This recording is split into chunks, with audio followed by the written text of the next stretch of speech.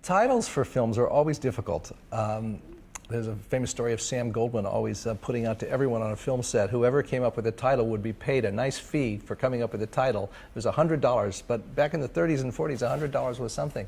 So people would always give him lots of titles. But famously, he always ended up with his own title because he was cheap and he wouldn't pay the $100. Well, I'll happily pay someone $100 if they come up with a great title for my films. We didn't have a title for this one until the rough cut screenings. We were going to call it many different things. I won't mention what they were. But none of them rang exactly true. I mean, I always felt that this was a film about how a great teacher could take a gifted student and with hard work and discipline and compassion could help to elevate them to the level of being an artist. So we thought that this was a film about making an artist. But you know, the music is so specific, and you say making of an artist, it could be a painter, it could be a dancer, it could be so many things. So it never felt quite right. And at the same time, it was also a film about great teaching. So it didn't really resonate with the entire theme of what I wanted the movie to be.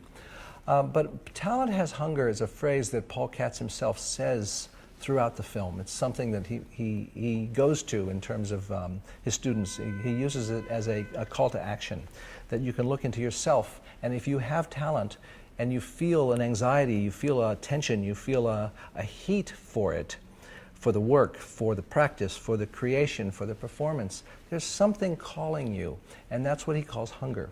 If you have a talent, it will have a hunger for you to develop it. And so it seemed like the right phrase, because the students in the film certainly have a hunger to actualize their talent. And I think it's so for Paul as well.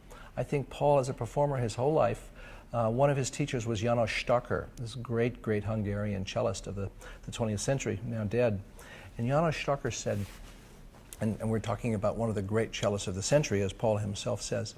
János says, in his whole life with music and with the cello, he thought that teaching was the most important and was the biggest of all of it. And why? He says in the film, because when you have a performance and there's a standing ovation, after the standing ovation, the audience sits down and it's over. But when you teach, you can affect generations. And I think Paul came to that himself. And I think he found himself at the end of his career as teaching at the New England Conservatory of Music. And I think he finds a richness in that, in passing on this legacy that goes back so long, all the way back, in his case, directly to Pablo Casals. To be part of that lineage, I think, is something of great pride and great power and great life satisfaction for Paul. And it was a pleasure for me to get to document it and show it and share it with the world in this film.